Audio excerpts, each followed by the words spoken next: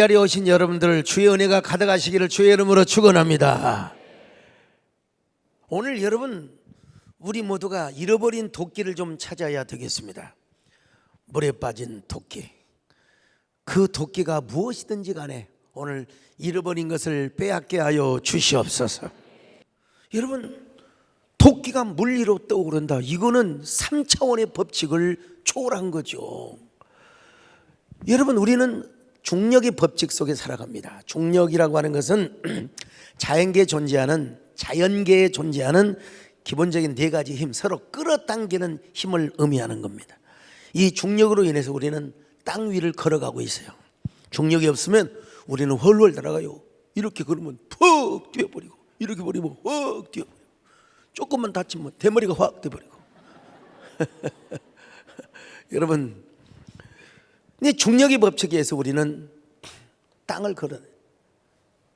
그러니까 여러분, 중력의 법칙에 의해서 우리는 물 위를 걸어갈 수는 없습니다. 그래서 배를 타고 선박을 타고 바다를 건너갑니다. 오늘 오랜만에 오셨다고 하는데 나는 오늘 중공예배인 줄은 몰랐어요. 저희 교회에 노영선 집사님이 계신 이분은 수영을 얼마나 잘하시는지 한강을 왔다 갔다 헤엄을 쳐서 수영을 한다는 거예요. 그래 지금도 해요. 그랬더니 지금은 추워서 수영을 하면 저 부산으로 가야 된다는 거예요. 부산으로. 와, 여러분 저희도 어린 시절에 그 저수지는 왔다 갔다 했어요. 수영을 전문으로 배운 사람도 아니고. 근데 요즘 좀 뭐 이렇게 수영장 가볼 일도 거의 없지만 아주 옛날에 수영장 가서 옛날 생각하고 오려고 그랬더니 한 번 왔다 가는 게 왜 이렇게 힘든지 몰라요. 아, 정말. 근데 이분은 여러분 수영을 해가지고 한강을 왔다 갔다 하는 것도 부럽지만은 오토바이를 타고 전국을 질주했다는 겁니다. 여러분, 오토바이를 타고. 아, 저도 마음은 그렇게 하고 싶습니다. 근데 오토바이를 살 돈도 없고 또 오토바이를 타고 다닐 아직은 시간이 없습니다. 아직은 시간이 없습니다. 그러나 그런 낭만의 꿈은 한번 꾸어봅니다. 여러분, 낭만의 꿈은 어떤 사람이 오토바이를, 여러분 가운데 뭐 의사, 판사, 검사 이런 분들도 막 오토바이를 타고 다니더라고요. 막 스포츠카를 타고 다니면서. 우리나라보다는 외국의 경우가 더 그럴 수가 있는데요. 여러분, 할리는 오토바이가 있어요. 이게 좀 우리 노영선 집사 오늘 물어봤더니 그거는 좀 노인들이 타는 오토바이입니다 그러더라고. 그래서 저도 오토바이 타는 꿈을 지금 버리지는 않고 있습니다. 아직은 안 버리고 있어요. 저도 젊은 시절에 오토바이를 탔어요. 옛날 90cc 중고 오토바이를 그때 당시 10만 원 주고 사가지고. 근데 요즘은 오토바이가, 옛날에는 우리 어릴 때 250cc만 해도 대단했거든요. 근데 지금은 1250cc. 우리 노예 어느 목사님이요, 여러분 교회도 조그마하니까 가능하죠. 그런데 이분이 1800cc를 타고 일본의 수주키인가 무슨 이 오토바이 있어요. 저는 옛날에 오토바이 타고 다녔거든요. 1800cc를 딱 브랑브랑브랑 다니면서 막 전국을 일주고 다닌다는 거예요. 근데 오늘 물어보니까 3000cc짜리도 있다고 합니다. 그런 오토바이를 타면은 무한 질주를 하게 되는 거예요. 여러분, 오토바이를 안 타시더라도 영적으로 예수 그리스도 안에서 어쩔 때는 여러분 무한 질주를 할 수 있기를 축원합니다. 그 이상의 꿈을 꾸셔야 돼요. 주님이 함께 하시면 능치 못할 일이 없습니다. 우리는 주님의 능력을 믿지 못하기 때문에 저부터도 아이고 재정 걱정, 여러 가지 염려 불안, 이게 사실은 다 우리가 주님 앞에 맡겨두면 그런 일이 없습니다. 여러분, 주님께 맡기면 되는 겁니다. 여러분, 아무것도 두려워하지 말고 염려할 필요가 없습니다. 우리 주님께서 다 행하여 주시기 때문인 줄로 믿습니다. 아무것도 두려워 말라. 주 나의 하나님이 지켜주시니 놀라지 말라. 겁내지 마. 주님 나를 지켜주시네. 내 맘에 힘이 겨워 지칠지라도 주님 나를 지켜주시네. 세상에 험한 다 몰아치네. 주님 나를 지켜주시네. 주님은 나의 산성,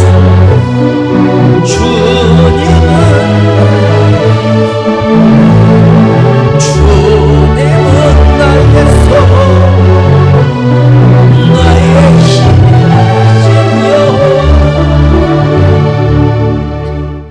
엘리사가 엘리야의 갑절 영감을 받았을 때 얼마나 바빠졌는지 몰라요. 은혜 받기 전에는 엘리사 캔이나 누구 따라오지도 않았는데 엘리사가 은혜를 받고 성령의 은사를 두둑이 받으니까 여러분 엄청 바빠지기 시작하는 거예요. 그래서 전국 각지에서 하나님의 종이 되고 선지자가 되기를 원하는 사람들이 때를 지어서 선지 생도들이 셀 수 없이 많이 모여들었습니다. 그래서 여리고에 세운 선지학교가 얼마나 잘 되든지 여러분 북적북적 돼가지고 도저히 좁아서 어떻게 할 수가 없어요. 그래서 요즘으로는 신학교 건물이 낡은 거예요. 사실은 어느 날 제자들이 엘리사에게 말합니다. 엘리사 선생님, 선지학교가 너무나 비좁습니다. 자, 요단으로 가서 넓은 곳에 이제 선지학교를 세웁시다. 그러면 그렇게 해라. 엘리사가 대답하죠. 이렇게 해서 요단에 가서 제자들이 나무를 비워다가 다시 이제 선지학교의 건물을 짓기 시작합니다. 자, 열왕기하 6장 1절로 2절을 보십니다. 시작. 선지자의 제자들이 엘리사에게 이르되 보소서, 우리가 당신과 함께 거주하는 이곳이 우리에게는 좁으니 우리가 요단으로 가서 거기서 각각 한 제목을 가져다가 그곳에 우리가 거주할 처소를 세우사이다 하니 엘리사가 이르되 가라 하는지라. 가라 하는지라. 근데 이제 일이 생겼습니다. 나무를 찍으려면 도끼가 필요하잖아요. 옛날 도끼는 쇠뭉치로 되어 있어가지고 날선 검처럼 이렇게 뾰족하게 했는데 그 도끼를 힘을 쓰기 위해서는 나무대로 도끼 자루를 만들었어요. 근데 조심스럽게 해야 될 텐데 너무 어떻게 헛발질을 하다가 잘못했는지는 몰라도 어쨌든 간에 이 도끼가 빠져가지고 나무 그 대기에서 빠져가지고 요단강으로 저리 깊은 곳으로 빠져버리고 말았습니다. 자, 여러분, 이 도끼는 뭐 금도끼도 아니고 은도끼는 아니지만 쇠도끼이지만 자기 것이 아니야. 빌려왔어. 빌려다가 옛날에 여러분 논이나 삽이나 뭐 이렇게 뭐 낫이나 이런 거 있잖아요. 빌려다가 쓰기도 하고 더 갚아주기도 하고 그랬습니다. 그래서 선지 생도가 뭐라고 말합니까? 아이고 큰일 났습니다. 선지자님, 도끼를 빠뜨렸습니다. 도끼가 저 요단강에 빠뜨렸습니다. 엘리사가 물었습니다. 도끼가 어느 부분에 빠뜨려졌느냐? 그러니까 도끼를 빠뜨린 선지 생도가 도끼를 빠뜨린 쪽을 가르쳐 줬습니다. 이곳에 도끼가 가라앉았습니다. 그러자 엘리사가 나뭇가지 하나를 베어서 도끼가 빠진 곳으로 던졌습니다. 나뭇가지 하나를 던졌는데 여기서 뭐 어떤 분들은 그 나무는 예수 그리스도의 십자가를 상징한다고 하면 조금 알레고리칼한 너무 풍의적인 해석이고, 나무 하면은 예수 그리스도의 십자가가 연상되는 건 맞죠. 자, 나뭇가지 하나를 던져가지고 엘리사가 뭐라고 했는지 모르지만 마음속으로 하나님께 이미 감동을 받았겠죠. 나뭇가지를 던지자 쇠도끼가 물속에서 보글보글 떠올랐어요. 세상에, 이거는 중력의 법칙에도 말이 안 되고 3차원의 세계에서는 이해할 수 없는 일이었습니다. 그런데도 쇠도끼가 꼬물꼬물 오늘 이 밤에도 여러분에게 꼬물꼬물의 역사가 있기를 축원합니다. 자, 한번 열왕기하 6장 5절로 7절을 같이 봅니다. 시작. 한 사람이 나무를 벨 때에 쇠도끼가 물에 떨어진지라 이에 외쳐 이르되 아 내 주여 이는 빌려온 것이니이다 하니 하나님의 사람이 이르되 어디 빠졌느냐 하매 그곳을 보이는지라 엘리사가 나뭇가지를 베어 물에 던져 쇠도끼를 떠오르게 하고 이르되 너는 그것을 잡으라 하니 그 사람이 손을 내밀어 그것을 잡으니라. 자, 여러분 한번 상상해 봅시다. 어떻게 쇠도끼가 물 위로 뽀글뽀글 솟아오르냐 이거요. 이거는 우리가 중력의 법칙을 믿는 한, 그리고 3차원의 세계에서는 도대체 이해할 수 없는 일입니다.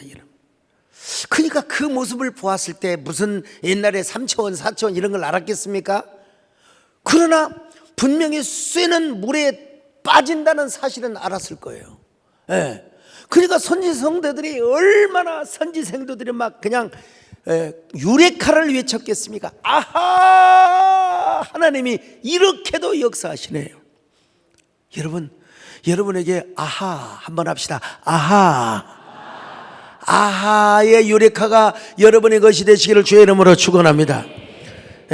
이런 은혜와 축복이 우리의 삶 속에서 이루어지면, 여러분 어떤 도끼를 잃었습니까? 물질 도끼를 잃었습니까? 기도의 도끼를 잃었습니까? 여러분이 어떤 도끼를 잃었습니까? 오늘 저녁에 주여 우리가 그 도끼를 찾아오게 하여 주옵소서. 우리의 거친 경랑 앞에서 그 도끼가 꾸물꾸물 솟아오르게 하여 주시옵소서. 우리 하나님이 하시면 못할 일이 없습니다. 여러분 우리 그 하나님을 믿으시기를 바랍니다. 할 수 있다 하시니 나의 능력 주라 하시니 물결이 할 수 있다 하시니 할 수 있다 하시니 믿음만이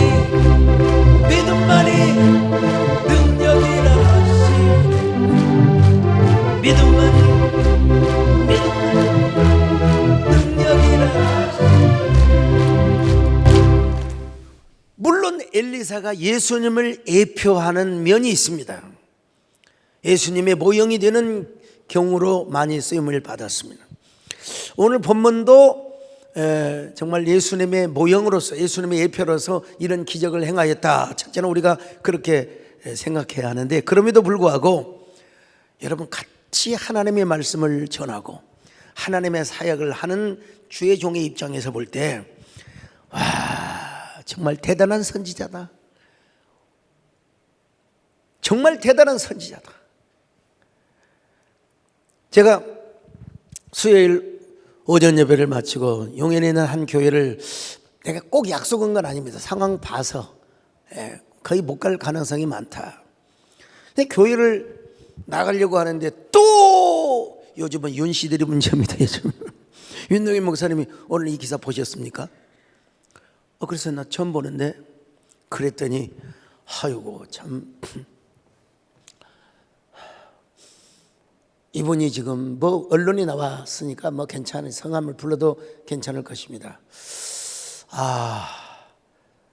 전요셉 목사님이라고, 딸이 듀오센 근이영양증이라는 희귀병이 걸렸습니다. 이 딸이 치료를 하지 않으면 치료비만 해도 거의 수십억이 되고요. 그런데 치료하지 않으면 30세 이하에 죽는 희귀병이라는 겁니다. 어쨌든 간에. 이 아빠 되시는 전요셉 목사님이 부산에서 서울까지 그냥 종일, 맨발은 아니지만 걸어 다니면서 국토 대장정이 났었는데, 지금 우리 교회 근방에 와 계신다는 거예요. 꼭 목사님께 기도를 받고 싶다는 것인데, 내가 그걸 알고 어떻게 또 내가 축하의 자리에 가겠습니까? 그 참 속으로 모르는 척하지 왜 나한테 말했을까, 그런 마음도 먹어서는 안 되겠지만요. 이분이 오셨는데 호화스러운 제 방에 오는 게 아니라 그냥 복도에서 기도해 주면 좋겠다. 그래서 복도에 내려가서 1층 복도에서 기도를 해드렸습니다. 사실 제가 엘리사 같으면은 말 한마디면 되죠. 예. 희귀병, 저 DMD라고 하는 듀센 근위 영양증 예수 이름으로 물러가고 오늘 정상으로 회복될지어다. 그러면 얼마나 좋겠어요. 그러면 전부 복사 그래 보면 한의원 갈 필요도 없고 다간연세내가 갈 필요도 없어요. 근데 제가 그냥 기도만 해드렸습니다. 그리고 나니까 이제 예배 끝나고 가도 거의 도착할 듯 못하든 하는데 우리 하나님 내 발걸음을 인도하신 분은 바로 우리 하나님이시구나. 그래서 결국 그 행사에 못 갔어요. 저 여러분 진짜 제가 뭐 총회장 또 한교청 대표회장 또 그 다음에 뭡니까 경기도 기독교연합회 회장할 때 전부 여러분 쌀 3,000포대인가? 쌀 3,000포대를 제가 우리 교회 여러분 다 헌금으로 한 것이지만요 전달했고요. 그리고 또 뭡니까 한교총 저 대표회장 할 때 취임식 안 하고 여러분 저렇게 김치를 하여간 900통인가 뭐 몇 봉지인가 하여간 우리가 기증을 한 사실이 있는데 여러분 참 감사해야죠. 뭐 이렇게 화려한 취임식 그런 거 안 하고 이렇게 할 수 있어서 얼마나 감사한지 알 수 없어요. 아무튼 간에 제가 깨달았죠. 참 내 발걸음을 인도하시는 분은 우리 하나님이시구나. 하나님께서 그 아이의 이름이 사랑이라고 하는데 사랑해를 위한 기도를 하는데 눈시울이 확 적시더라고. 그리고 이제 거기 있는 기자들이 어떤 소감이 드느냐고. 정말 그 아이를 둔 아빠로서 얼마나 가슴이 아플까. 울먹거린다. 그냥 그냥 즉석에서 질문한 거 즉석에서 대답을 했죠. 어쨌든 간에 하나님 우리에게 이런 일이 없어서 감사하고 또 있더라도 하나님께서 놀랍게 치료하는 역사를 베풀어 주시기를 바랍니다. 자, 오늘 우리는 본문을 통해서 몇 가지 교훈을 받고 은혜를 받아야 되는데 첫째로 은혜 받은 자에게는 언제나 즐거운 비명이 따른다는 것입니다. 은혜 받은 자 언제나 즐거운 비명. 자, 열왕기하 6장 1절로 2절 시작. 선지자의 제자들이 엘리사에게 이르되 보소서 우리가 당신과 함께 거주하는 이곳이 우리에게는 좁으니 우리가 요단으로 가서 거기서 각각 한 제목을 가져다가 그곳에 우리가 거주할 처소를 세우사이다 하니 엘리사가 이르되 가라 하는지라. 엘리사가 동의를 한 겁니다. 여러분 옛날에는 별로 숫자도 별로 없고 그런데 갑절 영감과 갑절 능력을 받다 보니까 사람들이 막 모여서 즐거운 비명과 탄성을 저지르게 되는 거예요.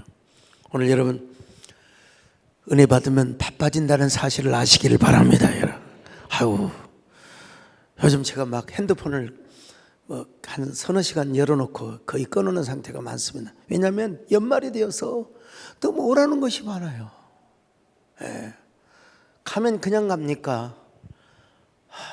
참 그래서 핸드폰을 꺼놓는 경우가 참 많이 있는데요. 또 왜 그만 전화를 끊냐고 막 저한테 항의를 하기도 하고 막 그렇습니다. 제가 또 오해를 풀어주고 그런 전화도 드리고 합니다만은 그런데 여러분 은혜를 받으니까 여러분 어느 단계의 축복이 오니까 요즘 어떤 분은 그냥 이런 예배에 설교해 주십시오. 그러려면 또 새 설교 다 만들어야 되거든요. 이거 좀 해 주십시오. 여러분 벌써 저는 제 마음속에 이제 성탄절 그리고 신년 축복성에 이게 여러분 저의 마음을 강박시켜 주는데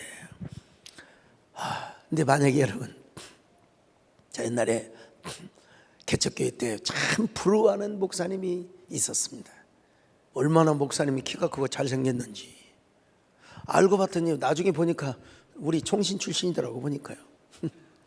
거기는 사모님이 일을 해서 사모님이 바깥에 나가서 일을 해가지고 교회가 부흥이 안 되는 대신에 사모님이 일을 해서 생계를 유지했어요. 내가 그렇게 부럽더라고. 부러워. 그리고 그 목사님만 막 빨래하고 참 뭐 애기 기저귀 해서 옥상에다 걸어놓고 이게 그렇게 부럽게 느껴지는 거예요, 여러분. 근데 그랬으면 어떻게 되겠습니까, 여러분? 저도요, 집에서 청소는 하고 설거지는 하고 그리고 집사람이 일해서 우리 가정을 끌어나가고 그랬으면 얼마나 좋았겠습니까만 하나님은 그 소원을 들어주지 않고 하나님은 저에게 교회가 부흥이 되는 여러분 지금도 단임 목사가 뜨면 연예인급입니다, 여러분. 산에 가면은 그냥 안녕하세요, 우리 교회 나오세요. 아니 제가 유튜브로 잘 보고 있어요. 우리 교회는 아니래도 여러분 하나님은 교회가 부흥되는 축복을 그렇게 해주셔서 집사람이 일 안 나가게 해주시고, 제가 또 여러분 다른 일을 안 하게 하나님은 축복해 주신 거예요. 나는 오늘 깜짝 놀랐어요. 물론 이제 눈이 많이 녹았다고 하지만 세상에 어제 서울을 오전에 나가야 되는데 저기 청덕에 사는 우리 송정호 집사님이 차가 없으니까 걸어온 거예요. 그래서 야 어쩌냐고 용인을 빠져나가니까 고속도로는 언제 눈이 왔냐. 역시 서울은 서울이돼 보니까 눈이 다 녹아 있더라고요. 근데 거기 모임에 가니까 시작 전 시작 후 목사님 이 행사 있습니다, 명함 주면서 꼭 이거 설교해 주시고 목사님 이거 뭐 어떤 경우는 축사해 주시고. 여러분 그게 다 생각해 보니까 그래도 제가 하나님 앞에 축복을 받고 여러분 어느 정도 단계 인정을 받고 그러니까 이렇게 초청하는 것이죠. 아무나 여러분 오라고 하겠습니까? 여러분 우리 교회 여러분의 삶의 주변에서 언제나 제가 지금 막 너무 더워가지고요. 자 이따 찬양할 때 선풍기를 켜겠습니다만은 여러분 우리 교회 즐거운 비명소리가 더 넘치게 하시기를 바랍니다. 무엇으로 가능합니까? 하나님의 은혜로만 가능합니다. 여러분의 직장에 사업장에 생업장에 하나님의 은혜가 가득하시기를 주의 이름으로 축원합니다. 모든 것이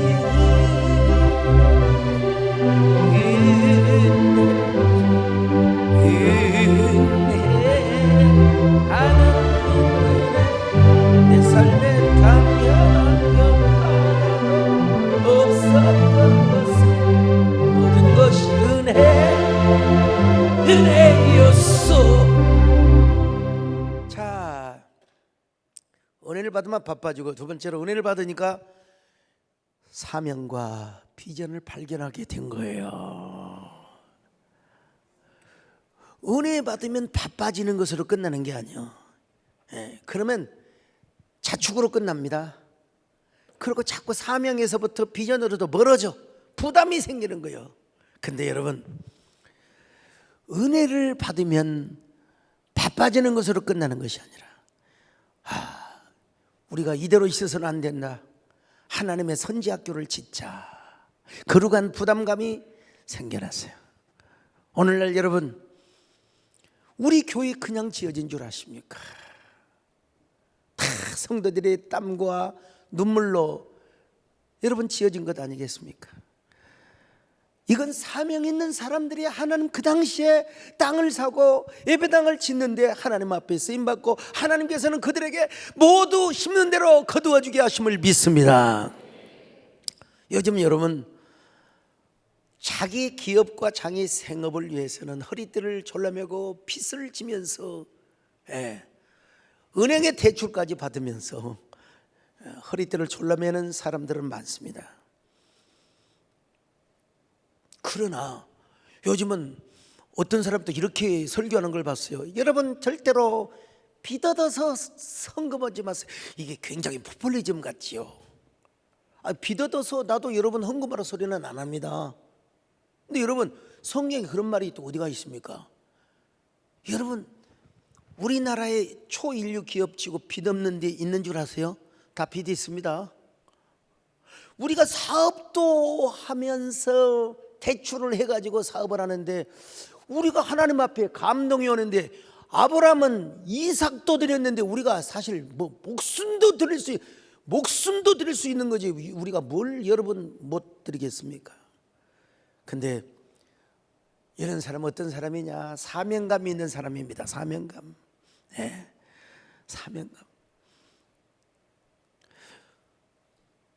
목회를 어떤 분은 40년, 50년을 하셨는데도 단 한 번도 예배당을 짓지 못한 분이었다고 고백하는 걸 제가 봤어요. 예배당 질만 하면 또 임지를 옮겨가고 또 할만한 옮겨가고. 네. 근데 여러분, 저는 예배당을 기도원까지 포함하면 4개, 5개를 지었습니다. 우리 하나님 얼마나 선하시고 얼마나 좋으신 하나님이신지. 우리 하나님께서 여러분과 함께 하시면 반드시 여러분을 복 주신 줄로 믿습니다. 믿습니까?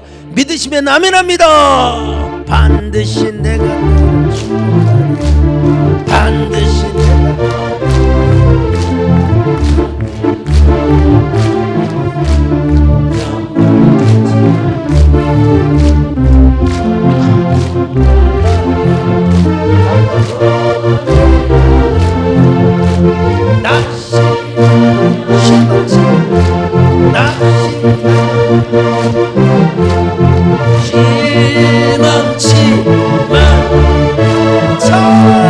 그런데 여러분요,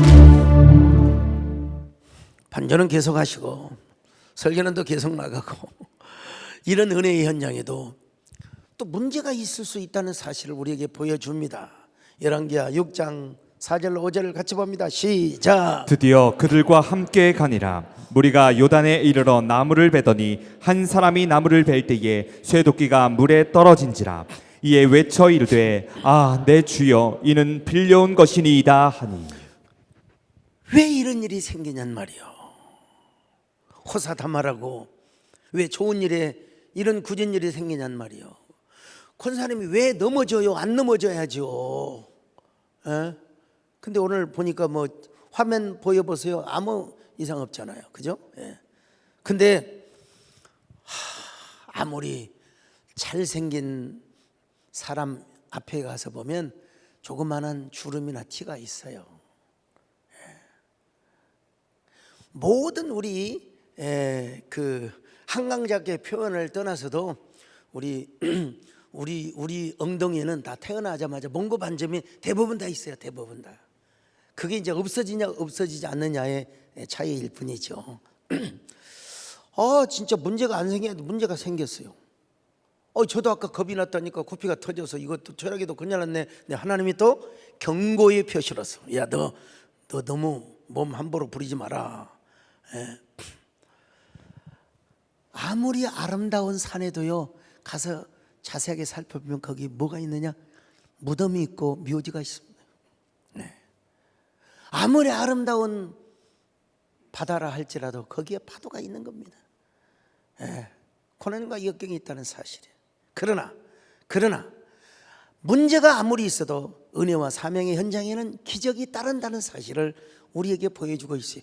문제가 없을 수는 없어요. 그런데 그 문제 속에서 하나님은 우리에게 기적을 보여주신다.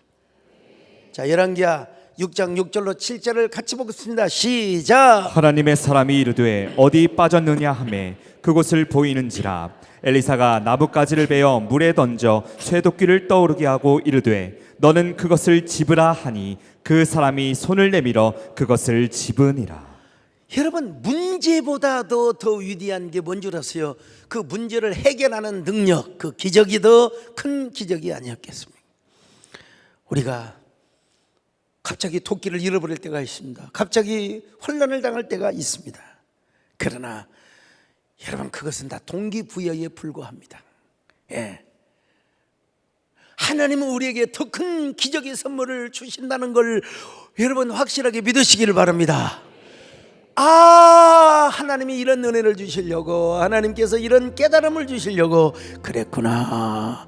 여러분, 기적을 일으키는 거룩한 징조요, 기적을 창조하기 위한 신령한 문제 해결의 역사가 오늘 이 밤에 여러분의 마음에서 먼저 이루어지시기를 바랍니다. 이것이 나의 기적이라고 세상은 알 수 없는 하나님 선물 이것이 기적이라고 하나님의 자녀로 살아가는 것 이것이 기적. 자, 그러면 어떻게 해서 이 기적이 일어났는가 이걸 우리가 이제 살펴보려고 하는 것인데요. 먼저 선지생도가 문제를 가지고 누구에게 찾아갔느냐? 바로 선지자에게 찾아갔던 것입니다. 사실 인간적으로 생각할 때는 선지자에게 찾아가서 엘리사에게 찾아가서 무슨 해결 방법이 있겠습니까? 많은 그러나 여러분 오늘도 우리가 문제가 있고 근심거리가 있을 때 먼저 하나님의 전으로 달려오시기를 바랍니다. 자, 열왕기하 6장 5절 같이 봅니다. 시작. 한 사람이 나무를 벨 때에 쇠도끼가 물에 떨어진지라 이에 외쳐 이르되 아 내 주여 이는 빌려온 것이니이다 하니. 여러분 선지생들은 단순하게 아주 심플하게 그냥 그 문제를 엘리사 선지자에게 가져갔습니다. 이거 잘못해가지고 하나님의 영광을 가리면 어떡해? 뭐 이런 것 저런 거 생각 없이 단순하게 선지자님 어찌하스께라 이 도끼는 빌려온 것인데 어찌하스께라. 그랬을 때 여러분 단순하게 기적의 역사가 일어났던 것입니다. 오늘 여러분 우리도 여러분 단순한 믿음을 사실은 가져야 할 필요가 있습니다. 복잡하게 염려하고 불안하고 걱정할 필요가 없습니다. 여러분 내가 대단하게 어려운 척하고 우리 정건쌤 들으셔야 돼요. 막 나 혼자서 머리 감을 수 있고 나 혼자 여러분 이제는 남의 부축을 받고 도움을 받아야 할 때입니다. 여러분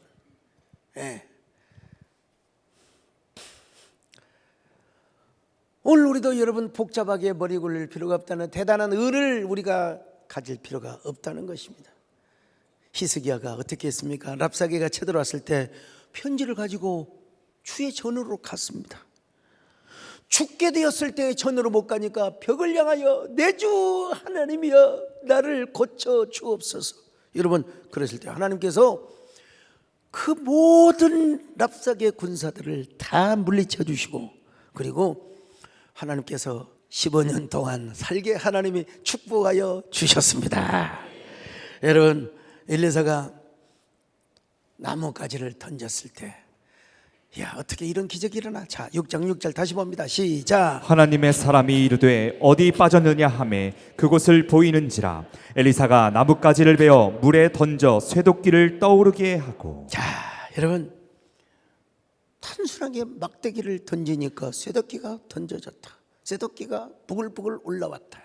아까도 말씀드린 것처럼 과거에 부흥사 목사님들의 십자가를 붙들어라. 여러분 은혜가 됩니다. 그러나 신학적으로만 이야기하면 그것이 과연 십자가인가는 우리가 의구심을 가져야 되고 지나친 풍요 해석은 금해야 한다고 제가 워낙 그렇게 공부를 해가지고 그러나 십자가는 연상될 수 있는 거죠. 십자가는 연상될 수 있는 거죠. 그러므로 여기서는 단순하게 그냥 뭐 십자가도 생각하지만 하나의 상징 행위라고 생각하면 됩니다. 상식적으로 이성적으로 생각해 볼 때 쇠도끼가 물 위에 떠오를 수 있어요? 이건 불가능한 일입니다. 임파서블한 얘기예요. 우리 하나님은 여러분 기적을 일으킬 때는 우리의 3차원의 세계에서만 일으킨 것이 아닙니다. 여러분 3차원 이상의 세계 4차원이 되었던 그것이 어떤 차원이 되었건 간에 하나님이 도끼를 향하여 야 네가 떠올라라 하면 떠오르는 겁니다. 여러분 우리가 주로 생각하고 기억하고 근데 3차원의 세계입니다. 우리는 시간과 공간과 물질 안에 갇혀 있고 우리의 생각은 중력의 법칙 안에서 이해하려고 하는 겁니다. 근데 사실은 그 이상의 세계를 생각하는 게 뭐냐? 이게 철학입니다. 철학. 그리고 그 철학을 뭐라고 해야 돼요? 운용해서 또 상상의 세계로 펼쳐나가는 게 이게 바로 문학이고 예술인 것입니다, 여러분. 제가 수요일도 말씀을 드렸지만 진짜 지금 생각해도 아쉬워요. 저는 글 쓸 준비도 다 되었고 발표회도 다 할 수 있는데 목사님 어떻게 여러분 소설은 소설이고 그러지 그걸 자꾸 이데올로기적으로만 보려고 하는가. 그 제가 또 참모들의 말을 들어주는 것도 괜찮다 싶어서 일단 제가 다음 주 목요일 하는 것인데, 목사님 그 한강 작품에 대해서 말하는 순간 목사님은 문의로서 비평을 받는 게 아니라 기독교 지도자로서 비판을 받습니다. 목사님 이번에는 좀 참으셔야 됩니다. 근데 여러분 그 내재적 상상력이 동기화되어 가지고 인간이 상상할 수 있는 그러나 역사적인 소재를 삼는 것이죠. 인간의 생명이 얼마나 존엄하고 얼마나 위대한가. 그럼에도 불구하고 그 인간이 얼마나 나약한 것인가. 그 나약한 인간에게 주어지는 폭압은 부당한 것이다 라는 걸 계속해서 강조하는 글이요. 다 대부분 보면 그런 어처입니다, 여러분. 그 제가 기독교 세계관으로 봤을 때 딱 작품을 조명하고, 그리고 이제 앞으로 작가께서 이렇게 밝고 희망차고 미래적인 글을 좀 써주면 좋겠다 이렇게 하려고 했는데 주변에 있는 분들이 막 목사님 안 됩니다 안 됩니다 해가지고 결국 못했는데요. 어쨌든 시 공간을 초월하는 것이 문학이고 예술이라면 하물며 신앙생활이겠습니까? 우리가 영감의 세계에서 살면 우리도 얼마든지 4차원의 세계에서 살 수가 있습니다. 그런 기적을 우리가 경험할 수 있습니다, 여러분. 여러분 꼭 그렇다고 한강에 돌을 던져갖고 야 돌아 떠올라라 그럴 필요까지는 없습니다, 여러분요. 도끼를 던져놓고 야 다시 떠올라라 그럴 필요까지는 없지만 하나님께서 필요하신다면 거기에 걸맞는 초월적인 미러클을 하나님이 주실 수도 있다는 것입니다, 여러분. 사람을 죽여놓고 맨 말짱 일어나라 일어나라 그러면 안 된다는 겁니다. 그건 안 된다는 거예요. 제가 옛날에 어느 가정을 신방 갔어요. 이번은 본사에서 직장을 잃어가지고 울산으로 내려갔네. 11조 하는 성도가 지방으로 내려간다고 하니까 마음이 아프겠어요, 안 아프겠어요? 제가 신방을 갔죠. 그랬더니 목사님 세단께서 받은 은혜가 너무나 커서 마지막으로 제가 헌신을 넣고 가려고 합니다. 그래서 제가 가봤더니 세상에 직장도 없이 내려가는 마당에 너무나 무리해서 헌신을 했더라고요. 그래도 돌려주고 싶은데 아니라고, 맘먹은 것이니까 해야 된다. 마음이 너무나 울컥하고, 그래서 하나님 천배 만배 최고 많이 하나님 보상해 주시기를 바랍니다. 여러분 수많은 성도들 가운데 어떻게 제가 다 기억을 하겠습니까만은 훗날 교구 전사님으로부터 보고가 들어왔는데 다시 어떻게 하나님이 거꾸로 역사를 해가지고 본사에서 영전을 해가지고 임원으로 여러분 울산으로 내려가지 않고 본사에 남아 있게 되었다는 것입니다. 그분이 어떻게 해서 이런 축복을 받고 응답을 받았느냐. 철학기도 때 와서 이런 쇠도끼가 떠오르는 기적, 여러분 이런 그 무거운 도끼가 떠오르는 기적의 말씀을 듣고 하나님께서 마음의 감동을 주셨는데 하나님이 이렇게 역사해 주셨다는 것입니다, 여러분. 그러니까 여러분 꼭 도끼를 강물에다 빠뜨려 놓고 도끼야 떠올라라 그럴 필요는 없고, 하나님 이건 인간으로서 진짜 할 수 없는 일입니다. 저로서는 할 수 없는 겁니다. 그럴 때 하나님께 기적을 구하는 거예요. 기적을 구하는 거예요. 그럴 때 우리에게 도끼가 떠오르는 것 이상의 기적과 은혜로 하나님 살아계심을 보여주실 줄로 믿습니다. 그는 은혜가 있기를 축원합니다. 이것이 기적이 세상을 알 수 없는 하나님 성, 이것이 기적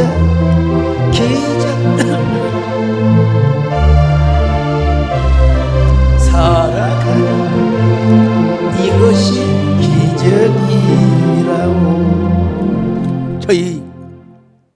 아버지께서는 대단한 유학자는 아니셨지만 그래도 우리 동네에 마지막 그 축동 양반이라고 그분이 서당을 하시다 갑자기 돌아가셔서 아버지가 남은 그 유생들을 가르치셨어요. 이게 동네에서 뭐 지방을 쓰신다든지 또 무슨 뭐 상냥식을 할 때 이렇게 막 한자를 쓰잖아요. 아버지가 큰 못을 잡고 이렇게 딱 제가 아버지를 좀 닮으신 것 닮은 것 같아. 닮으신 것이 아니라 그 여러분 제가 사인할 때 필체가 좀 있거든요. 그리고 중학교 다니면서 서예도 해가지고 지금도 조금 그런 가락이 있긴 있어요. 우리 아버지 얼마나 완고하신지. 쇠귀의 경리기어 우이독경이라고 도대체가 통하지 않아요. 도대체가 통하지 않아요. 이런 부모님을 전도하려면 하루아침에 주 예수를 믿으라 그래야만 너와 네 집에 그런다고 되는 게 아닙니다. 여러분 전도해봐서 아시잖아요. 정말 부끄러운 얘기는 하지만 별짓을 다 하고 제가 절을 하면서 아버지 교회 다니셔야 됩니다. 예수 믿고 구원 받으셔야 됩니다. 야! 너나 네 길 잘 가라! 그래서 제가 여기까지 왔지요. 근데 그런 완고하신 분도 언젠가는 깨지시더라고. 언젠가는 깨지시더라고. 어느 날 저에게 전화가 오셨어요. 막내 아들아, 내가 이제 교회 좀 나가면 안 되겠냐? 아버지 큰일 납니다. 아무나 교회 못 나갑니다. 그럼 어떻게 해야 되냐? 제가 내려가서 말씀드리겠습니다. 그리고 우리 아버지께 말씀을 드렸어요. 아버지 그때 왜 그렇게 나를 패댔어요? 왜 이렇게 나를 때리셨어요? 그랬더니 난 기억도 안 난다. 자, 여러분 영원히 구원받는 이 귀한 축복보다 얼마나 귀한 것이 어디 있겠습니까? 여러분 꼭 도끼가 물에 떠오르지 않더라도 여러분을 통해서 한 영혼이 구원받고 거듭나는 것, 이것이 최고의 기적이요 영광으로 생각하시기를 바랍니다. 자, 그런가 하면은 우리도 엘리사가 그러지 않았을까요? 도끼야 떠올라라 기도하고 하나님의 감동이 왔을 때 그렇게 명령을 하였겠지요. 오늘 성경에 직접적으로 나와 있지는 않지만 엘리사가 그냥 나뭇가지를 시잘데기 없이 그냥 던졌겠습니까? 그건 우리가 일반 상식으로 생각해도 그렇지는 않았을 거예요. 그 나무가 무슨 나뭇가지인지도 몰라. 하여튼 나뭇가지요. 어제 저녁에 이제 너무 미안해서 아침 일찍은 못 가고 혹시 교인들 가운데 교통사고가 없나 다 나름대로 알아보고 그리고 이제 문자 보내고 저녁에 이제 교회 뒷산을 가는 거예요. 발자국이 한 2개 있더라고요. 발자국 없는 곳으로 갔어요. 그랬더니 눈이 여기까지 눈이 엄청 왔습니다. 엄청 왔어요. 왔는데 제가 보니까 참 그 나무 가지가 활엽수는 괜찮은데 침엽수가 문제야. 전나무 같은 거 있잖아요. 소 옛날에 그 콧뚫었던 콧뚜레 나무 있잖아요. 이런 나무들이 눈의 무게를 감당하지 못해서 이것도 일종의 중력이죠. 감당하지 못해가지고 나무가 쓰러져 있고 가로수가 그냥 자빠져 있고 이런 걸 보면서 참 안타까워. 뭐 안타까워 어떨 겁니까? 내가 그 나무를 지켜줄 수도 없고 내가 그 나무를 붙들어 줄 수도 없는 것이고. 그래서 그 채식주의자를 보면은 내 책 선전하는 건 아니지만 결국 폭력의 부당성을 시대에 고발하면서 이제 누구나 폭력을 주지 않는 나무가 되고 싶어요. 나무. 참 상상도 잘 해놨지만은 그러나 거기에 얽혀지는 과정에서 좀 어린아이들이 보지 말아야 될 부분도 있긴 있습니다만은 어쨌든 간에 야 어떤 나무를 꺾었는가, 어떤 나무를 꺾었는가.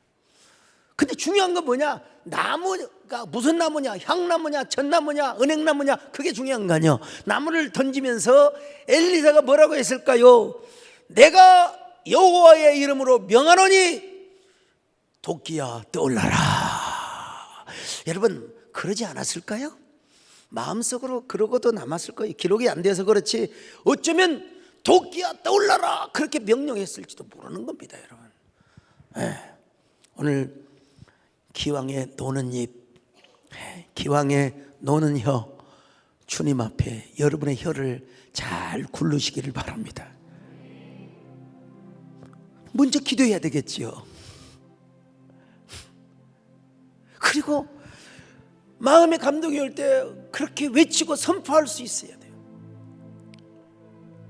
도끼야 떠올라라. 하나님이 바로 이런 하나님이라는 사실을 믿습니다. 할렐루야. 할 수 있다. 나의